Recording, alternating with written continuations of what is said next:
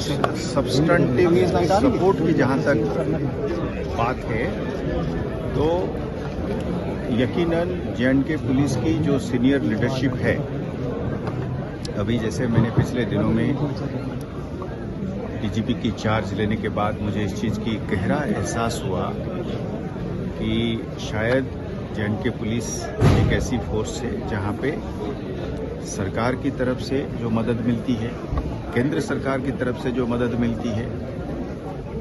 उसके अलावा J&K police की अपनी जो परिवार है, उन लोगों ने अपनी कंट्रीब्यूशन से जो वेलफेयर फंड बनाया है,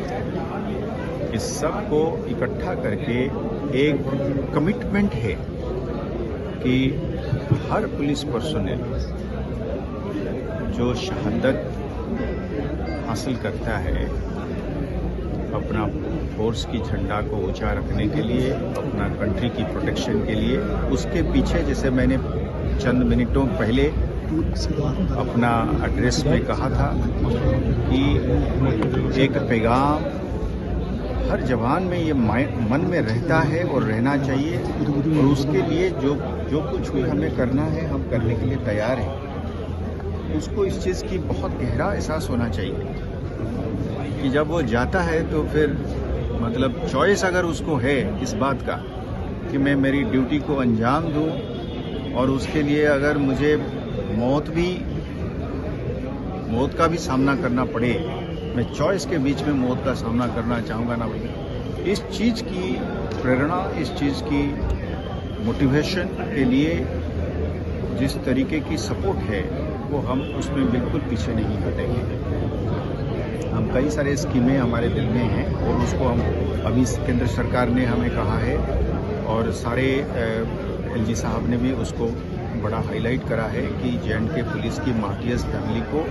हाउसिंग की तौर पे उनको अलग से प्रेफरेंस दी जाएगी। उसके लिए हम सरकारी ज़मीन पर हाउसिंग कॉलोनी बनाएंगे और उनको हाउसिंग के मामले में और उनके बच्चों के लिए डिस्ट्रिक्ट हेडक्वार्टर में और श्रीनगर और जम्मू में हॉस्टल्स की प्रोविजंस बनाएंगे, जहाँ पे उनके बच्चे अगर कोई 12वीं पास करना चाहता है, कोई कॉम्पिटिटिव ट्यूशनिंग करना चाहता है, कॉलेज और यूनिवर्सिटीज़ में पढ़ना चाहता है, तो रहना बाहर महंगा है, उस सब के लिए उसको मद्देनज़र हमने हॉस्टलों की भी अभी परिकल्पना कर रहे हैं, प्लान कर रहे हैं, कंसेप्चुअलाइज कर रहे हैं, और उसको ज़रूर अंजाम देंगे 1-2 साल के अंदर। नारकोटिक बड़ा चैलेंज बना हुआ है पुलिस की बात जी, जिस तरह उसको कर करना चाहते हैं क्या सब्जेक्ट को चेंज करते हुए अगर आप नारकोटिक्स की बात करते हैं, मैं ये आखिर सवाल होनी चाहिए आपकी, तो मुझे फिर वापस जानिए। तो देखिए ऐसा है, नारकोटिक्स में जब भी बात करता हूँ पूरे सीनियर लीडरशिप में, अभी इसमें कोई आपको मिलेगा नहीं जे.एंड.के पुलिस में सीनियर लीडरशिप में जो इस चीज़ को प्रायोरिटी पे नहीं देता है। अब हमारा जो है एक स्ट्रेटेजी क्या रहेगी, हमारी स्ट्रेटेजी जो है ये रहेगी, हमने इसको पब्लिक में ऐलान करने से पीछे नहीं हट रहे हैं क्योंकि ये एक ओपन लड़ाई हो चुकी है। वो ये सबसे पहला बात कि साहब जो नारकोटिक्स पॉइजन है वो नारकोटिक्स पार से आता है, वो यहाँ नहीं है। इस चीज़ की पहला एहसास,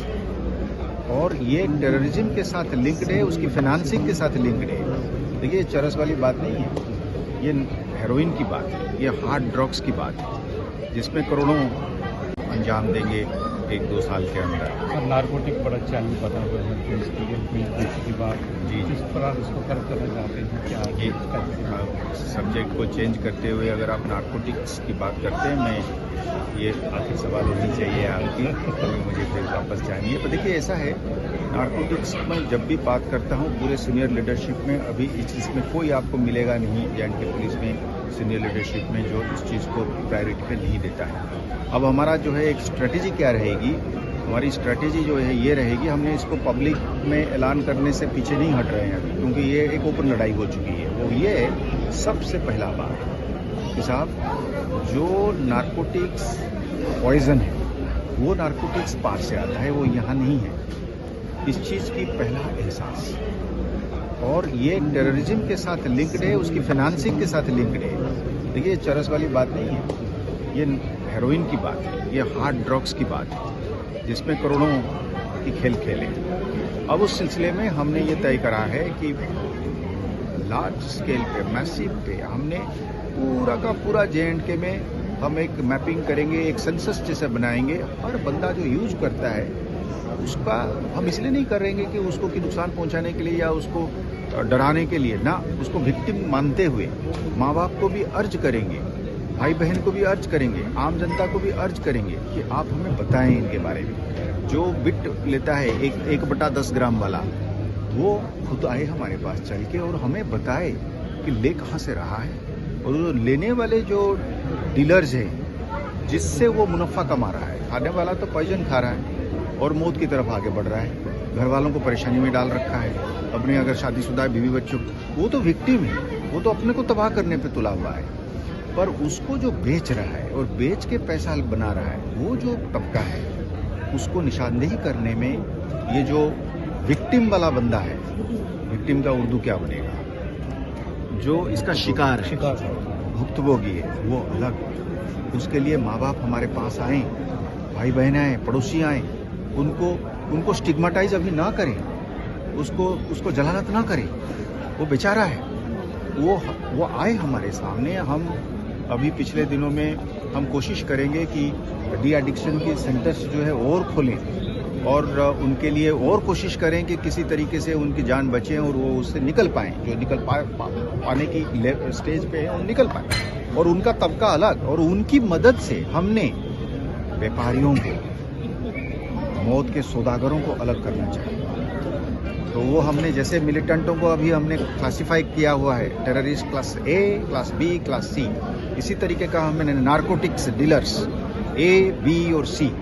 और फिर आप देखिएगा जनाब, हमने A को और B को और C को उसी तरीके से पेश आएंगे, नास्तो नबूद करेंगे उनको। कानून की हर हथकंडे तो नहीं कहूँगा, हथियार कहूँगा, इस्तेमाल करेंगे जनाब। हम आवाम की पूरी ताकत चाहते हैं हमारे पीछे, मीडिया का भी चाहते हैं, हमने जुडिशियल कम्युनिटी के भी चाहते हैं। हम जाएंगे, अलग से तौर पे जाएंगे, हम मीटिंग करेंगे अपना चीफ जस्टिस साहब के साथ और जो ऑनरेबल जजेस हैं डिस्ट्रिक्ट लेवल के, इसको एक जंग के तौर पे